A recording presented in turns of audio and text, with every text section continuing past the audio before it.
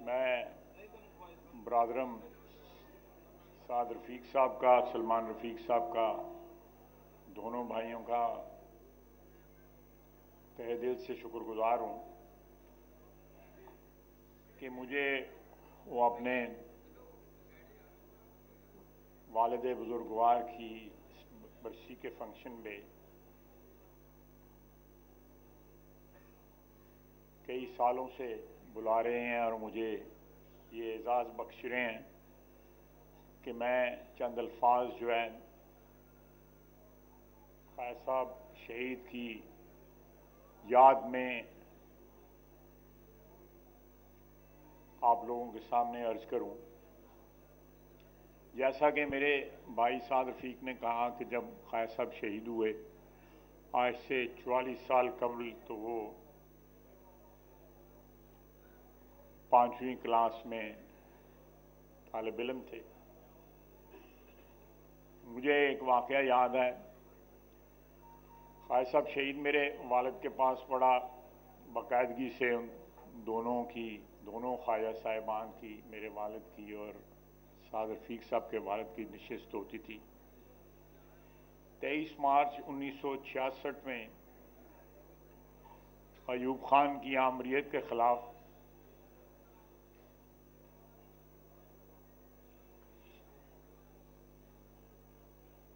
ख़ाय साहब शहीद ने और मेरे वालिद बुजुर्गवार ने मोची दरवाज़े में गिरफ्तारियाँ पेश की। मुझे आज भी वो सारा सीन जो है याद है। जब भी ख़ाय साहब ने मेरे वालिद के पास आना, तो मैं उस वक्त गवर्नमेंट कॉलेज लाहौर में पढ़ता था। अगर वालिद साहब के पास पीपल्स हाउस में होता था तो चाय शाय पिलाने का जो इज़्ज़त जो थी वो मेरे हिस्से में आती थी। अल्लाह ताला उनको गरीक़े रहमत करे। हम साल के साल उनको याद करते हैं, उनकी कुर्बानी को याद करते हैं, उनकी जमहूरियत के साथ वाबस्तगी को याद करते हैं। अल्लाह ताला हमें इन शहीदों की, जिन्होंने अपनी सोच, जिन्होंने अपनी नज़रिए के लिए अपनी जान कुर्बान कर दी, आज उनको याद किया जा रहा है और अल्लाह ताला करम फजल करे, हमेशा याद किया जाता रहेगा। उनके बेटे याद करते हैं, उनको और चाहने वाले याद करते हैं, उनकी कुर्बानी को याद किया जाता है। जिन लोगों ने उनकी जमहूरियत के साथ मोहब्बत के जुर्म में उनको शहीद किया गया, वो पता नहीं कहाँ गुम हो गए हुए हैं। कोई उनका नाम लेवा नहीं है, कोई उनको याद करने वाला नहीं है। अल्लाह ताला जन्नत में जगह दे। मैं सबसे पहले जो मुझसे मेरे इस गुफ्तगू से पहले करारदाद पेश हुई, स्टेज के ऊपर कश्मीरियों की लाइन लगी हुई है, तो मैं सोचता हूँ कि कश्मीर पे पहले सबसे पहले बात करूँ। मैं पिछले चंद माह से या साल, 1.5-2 साल से देख रहा हूँ कि आलम इस्लाम के 2-3 मसले हैं जहाँ पे मुसलमानों के साथ जुल्म हो रहा है। कश्मीर और फ़लस्तीन के ऊपर जो जुल्म है, उसकी दास्तान तकरीबन जो है वो पैरेलल चल रही है। वक्त भी वही है, साल भी वही हैं, दाहिए भी वही हैं और जुल्म की नौइयत भी वही है। तीसरी जहाँ पे मुसलमानों के साथ जुल्म हो रहा है वो रोहिंग्या हमारे भाई हैं। अभी मैं सोशल मीडिया पर पढ़ रहा था कि एक कश्ती जो है वो डूबी है। वो हिजरत कर रहे थे अपने मुल्क से, 261 रोहिंग्या जो है ना वो डूब गए हैं। लेकिन ये सारी इस वक्त मुझे एक बात की दिल को तक़वियत मिलती है कि फ़लस्तीन का जो कॉज है वो सोशल मीडिया पे और अदरवाइज़ भी आपने ये फुटबॉल के फीफा का देखा होगा, उसमें फ़लस्तीन के कॉज को बड़ा फोकस मिला है और इंटरनेशनल जो कम्युनिटी है, बैनुल-अक़वामी बरादरी जो है, चाहे वो मुसलमान है या मुसलमान नहीं है, बल्कि यहूदी भी जो है उस कॉज को जो है सपोर्ट कर रहे हैं। उससे हौसला मिलता है कि कोई मंजिल जो है फ़लस्तीनियों की वो करीब आ रही है, आहिस्ता आहिस्ता करीब आ रही है। लेकिन साथ साथ दुख हो रहा है कि कश्मीरियों की मंजिल जो है ना वो दूर जा रही है। कई साल हो गए हैं, पाकिस्तान की सियासत का कुछ इस किस्म का हालात बिगड़े हैं कि कश्मीर का जो मसला है उसके ऊपर किसी किस्म का फोकस नहीं रहा और जिस तरह की सियासत पाकिस्तान में है उसके मुतल्लिक़ तो मुझसे पहले बहुत से मुकर्रर जो है उसका जिक्र कर चुके हैं, लेकिन कश्मीर की सियासत जो है वो पाकिस्तान की सियासत से भी बदतर है और यही एक मेजर कॉज है कि जो प्लेटफॉर्म जो है या एक स्टेज जो है कश्मीर की जद्दोजहद को सपोर्ट करने के लिए हमें मुहैया है, वहां पे अक्सर एक्सेप्शंस जरूर हैं, अक्सर जो है कश्मीरी सियासत के जो सबसे बदकिरदार लोग हैं वो उस सियासत के साथ जो है के ऊपर मुसल्लत हैं। मैं इससे ज्यादा नहीं कहूंगा, लेकिन ये रिस्पॉन्सिबिलिटी पाकिस्तानियों की और खुसूसन कश्मीरियों की बनती है कि हम इस कॉज को आगे लेके बढ़ें, ना सिर्फ पाकिस्तान में, ना सिर्फ बरसगीर में, बल्कि इंटरनेशनल जो मुख्तलिफ प्लेटफॉर्म्स हैं उनके ऊपर ज़बानी जमा खर्च करने की बजाय एक कंसर्टेड जो है कैंपेन जो है कश्मीर के लिए जो है वो आगे बढ़नी चाहिए, ताकि ये जो उम्मीद जो है वो महूम होती जा रही है, वो उम्मीद जो है दोबारा उसकी लौ जो है वो बढ़ के और हमें ये उम्मीद हो, हमें इस चीज़ का हौसला हो कि कश्मीरियों की तगोदो भी, उनकी जदोजहद भी जो है वो इंटरनेशनल उसका व्यू जो है वो एक किस्म का फोकस हुआ है। मैं इसके बाद जो है जो सियासी गुफ्तगू हुई यहाँ पे बरादर मोहम्मद मीर साहब ने जो जिक्र अज़कार किया उसकी तरफ आता हूँ।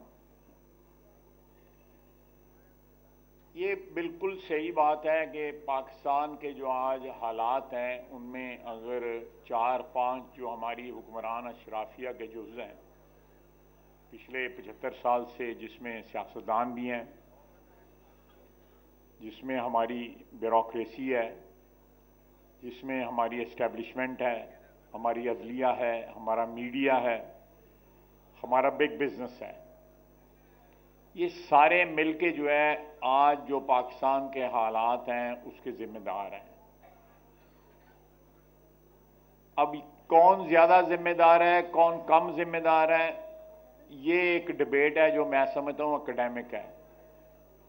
मैं समझता हूं कि ये कलेक्टिव जिम्मेदारी है हमारी अशराफिया की जो हुक्मरानी कर रहे हैं पिछले 75 साल से। ये ज्यादा लोग नहीं है, ये हजारों में है, लाखों में भी नहीं है, लेकिन इनके इन्फ्लुएंस की वजह से, इनकी कोताहियों की वजह से, इनकी लग्जिशों की वजह से, इनके अपने सेल्फ इंटरेस्ट को प्रोटेक्ट करने की वजह से बाकी अवाम भी जो है वो आहिस्ता आहिस्ता आहिस्ता आहिस्ता पस्ती की तरफ जो है हमारा इखलाक, हमारी इक़दार, हमारी सियासत जो है वो पिछले 75 साल में वो इक़दार जो है वो इतनी ज़्यादा कॉम्प्रोमाइज हो गई हैं कि अब पता नहीं लगता कि कौन सी चीज़ जायज़ है या कौन सी चीज़ नाजायज़ है। अब देखिए, मैं सोच रहा था वहां पे बैठ के कि पैसे ज़कात के लिए लिए गए, वो सियासी पार्टी के फंड में डाल दिए गए। जो वुटन क्रिकेट क्लब के पैसे थे वो ज़कात के लिए थे, वो ये मैं इलेक्शन कमीशन के रिकॉर्ड की बात कर रहा हूं, उसको सियासत में डाल दिए गए, पार्टी में डाल दिए गए। नहीं, पूरी गल सुन लो फिर शेम की हो। उसके बाद उसमें से 70 लाख रुपया एक खातून को दे दिया गया। क्यों दिया गया, बाकी जड़ा है तुम सोशल मीडिया के उत्ते ऑडियो सुन लो, वीडियो सुन लो। 70 लाख रुपया दिया गया। आपकी सियासत जो है इस एक वाक़े से सारी डिफाइन हो जाती है। 5 चेक दिए गए मीर साहब, 5 चेक दिए गए। यही ये शख्स जो है कोई काम भी जो है किसी और अपने माल पे नहीं करता, सारा काम जो है लोगों के माल पे करता है। सियाना नहीं चवले गए, सियाने तो बड़े बड़े लोग बैठते हैं, अभी सियाने ही बैठे थे ने सारे, चवले गए। इस वक्त जो मुस्तफी मेंबरान हैं, मेरा ने 130-135 के करीब हैं पीटीआई के, जो ये 2829 को जो है स्पीकर साहब के पास जा रहे हैं, जितने भी हैं 50 करोड़ रुपया महीना जो है वो गवर्नमेंट से ले रहे हैं। 50 करोड़ रुपया महीना गवर्नमेंट से ले रहे हैं। सरकारी रिहायशें, सरकारी फैसिलिटीज, हर किस्म का जो है वो पाकिस्तान की आवाम से जेब से निकाल रहे हैं। लीडर भी जेब कतरा, फॉलोअर्स भी जेब कतरे। यार अंग्रेजी ना कहो, मैं तुहानू कहा पंजाबी च कहो ताकि मजा भी आए, तुहानू भी कहता तो मैनू भी सुनन दा। ये देखें, मैं जो फार्मूला बरादरम आमद मीर साहब ने, आमद मीर साहब भी बड़े पीर कारीगर है ने। आमद मीर साहब ने कहा है कि इन्हों अस्तीफे देन दिओ, ਉਹਦੇ बाद इन्हों इलैक्शन भी लड़न दिओ, ਉਹਦੇ बाद फिर अस्तीफे देन दिओ, ਉਹਦੇ बाद फिर इलैक्शन। 8 महीने इंज ही कढ़ लो। मीर साहब यह कहा है ना, तुझी 100% ही कहा है।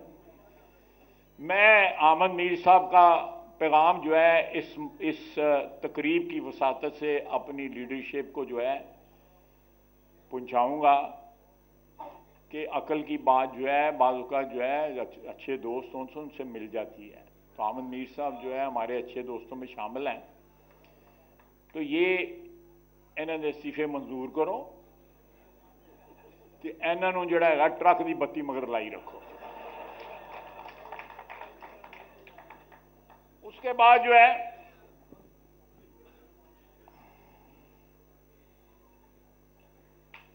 इतने स्कैंडल हैं कि बंदा भूल जाता है। ये जो बात की है ना आमद मीर साहब ने कि क्यों 2018 में जो है मजबूरी बनी कि इक्तदार में इसको लाया जाए, ये एक मॉडल था जो लेबॉर्टरी के अंदर पड़ा हुआ था और आखिरी वक्त तक ये कोशिश की गई कि इसको लॉन्च ना किया जाए। इसकी बजाय जो है जो उस वक्त के हुक्मरान थे, यानी जो हम लोग थे, हमारे साथ जो है किसी किस्म की कोई अरेंजमेंट हो जाए, कोई मुकमका हो जाए। लेकिन जिस तरह हामिद मीर साहब ने बताया कि शहबाज शरीफ अपने असूलों पे खड़ा रहा, अपने भाई अपनी पार्टी के साथ जो उसकी वफादारी थी उसने निभाई। अल्लाह ताला सुरखरू करता है, अल्लाह ताला इन बातों का अजर देता है। हो सकता है कि हम वहां पे कॉम्प्रोमाइज कर जाते तो आज जिस इज्जत के साथ, जिस आबरू के साथ हम आप लोगों के सामने खड़े हुए ना खड़े हो सकते। और ये जो लेबॉर्टरी में मॉडल खड़ा है ये भी ट्राई ना होता। इन्होंने बनाने वाले ने भी औकात यदि पता लग गई, नाल उन्होंने अपनी भी औकात पता लग गई है। एदे मुंह औकात पता लग रही है। एनी है ना, कुछ असी तो कुछ नहीं कह रहे, चुप करके कुछ दे गए। गालाओं का डंडे जाएगा। यही जिस शख्स ने उसको खिलाया है, जिस हाथ ने उसको खिलाया, उस हाथ को उसने काटा है।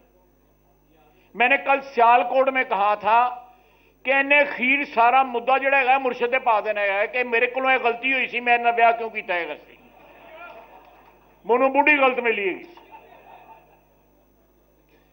ये कोई बईद नहीं है, मैं ये बात कोई मजाक के तो, लेकिन आप देखें कि किस किस बात पे उसने जो है कहा है कि बाजवा साहब को एक्सटेंशन दी, गलती की, रूस गया गलती की, फलां बात की गलती की। इस शख्स के साथ सिर्फ इस शख्स की वफादारी दौलत के साथ और इख्तिदार की हवस के साथ है, उसके अलावा किसी के साथ नहीं, किसी के साथ, ना इस मट्टी के साथ, ना इस मुल्क के साथ, ना किसी अजीज रिश्तेदार के साथ, ना पार्टी के साथ, ना अपने फॉलोअर्स के साथ, किसी के साथ नहीं। अव्वल और आखिर जो है इख्तिदार और दौलत के साथ जो है। मैंने असेंबली में एक दिन कहा था शाह महमूद कुरैशी को आवाज देके, मैं कह जेबां चेक कर खाली होती हैं, अगर पैसे निकला है मैं इस्तीफा दे दूंगा। था यही मुफ्तबर है। और सियासत में उसने जितनी रवायात को फरोग दिया है, चाहे वो सोशल मीडिया पे हैं या असेंबली में हैं या सियासत में। बाजवा साहब सीट ख्वाजा आजम तुम सुनाने के मतलब ये बात करने लगे हो, कहीं तुमसे भी तो नहीं है अमल सरजद तो नहीं हुआ होगा। मैं अल्लाह ताला से माफी मांग लेता हूं। बिल्कुल सही बात है। डीजे पैसे न देना।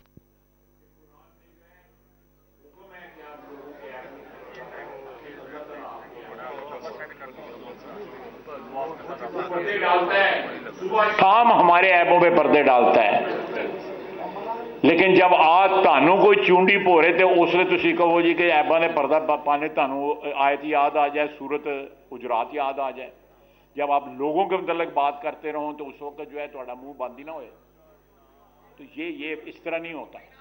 ये मुनाफकत, ये दोगलापन जो है, ये पाकिस्तान की अवाम के इज्तिमाई शऊर की जो है तौहीन है। इस तरह नहीं होता। मैंने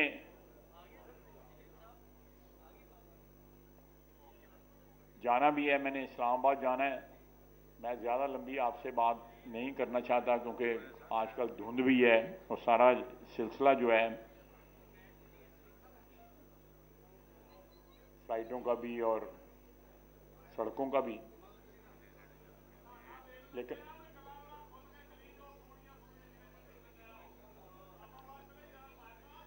चलो अगली किस्त फिर कर लवेंगे, साद रफीक को कहेंगे फिर बुला लेना, ऐसी कि गल है। असी कोई ये को दौड़े दे गए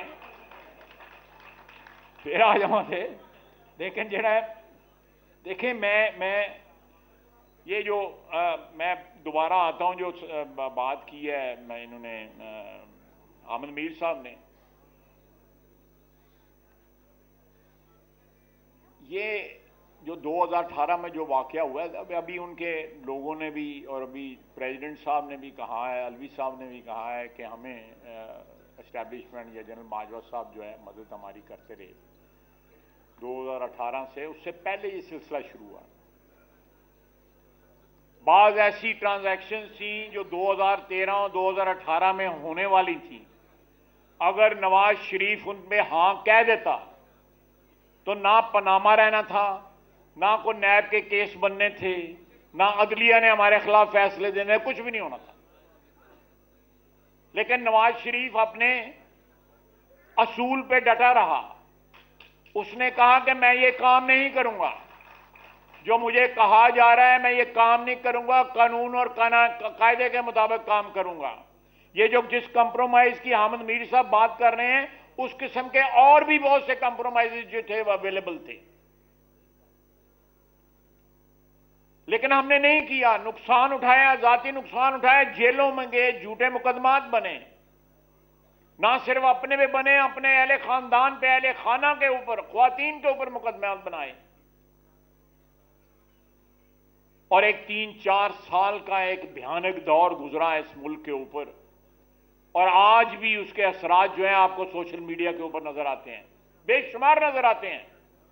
एक पूरी नस्ल जो है उसका मिजाज बदल गया है।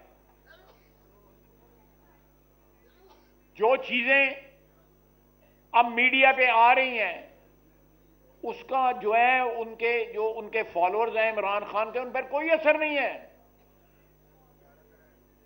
जो ग्रे एरिया में वोटर होता है ना, वो 14, 15, 20% जो है वो स्विच होता है इधर उधर, जो हमें टारगेट करना चाहिए। लेकिन जो उसका कमिटेड वोटर है, जो जलसों में नाचता है, जो गाता है, जो अजीब अजीब किस्म के बयानात देता है, आप भी सुन चुके हैं, मैं उनको रिपीट भी नहीं करना चाहता, वो उनके लिए जो मर्जी कर लीजिए आप, उन पे असरअंदाज फिलहाल नहीं होगा, लॉन्ग टर्म में जरूर होगा। तो मैं समझता हूं कि अगर हमने 2016-17 में जब मियां साहब को वजारत उज़्मा से हटाया गया, एक तनख्वाह ना लेने पे डिस्क्वालीफाई किया गया, उससे कई गुना उसका तो जुर्म ही कोई नहीं था नवाज शरीफ का, उससे कई गुना, 1000 गुना बड़े जुराइम जो है इसके सामने आ चुके हैं। लेकिन रस्सी दराज हुई है। अल्लाह ताला की जब पकड़ आएगी उससे माफी मांगनी चाहिए, तो फिर रस्सियां दराज नहीं रहती, फिर रस्सियां छोटी हो जाती हैं और पता नहीं कहां कहां फिर रस्सियां पहुंच जाती हैं। मैं आपसे इजाजत चाहूंगा। मैं एक दफा फिर अपने दोनों भाइयों की जो है वो उनका शुक्रगुजार हूं, उन्होंने मुझे इज्जत बख्शी। मैं सरदार अतीक साहब का भी शुक्रगुजार हूं कि वो यहाँ तशरीफ रखते हैं, राना मशहूर साहब का भी शुक्रगुजार हूं। सरदार साहब चले गए हुए हैं, मेरा याद साहब, बरादर मोहतरम हामिद मीर साहब भी चले गए हुए हैं। अल्लाह ताला आप सबको खुश रखे, वतन अजीज की खैर करे, इसकी खैर मांगे, इस मट्टी की खैर मांगे। वमा अलैना इल्लल बलाग।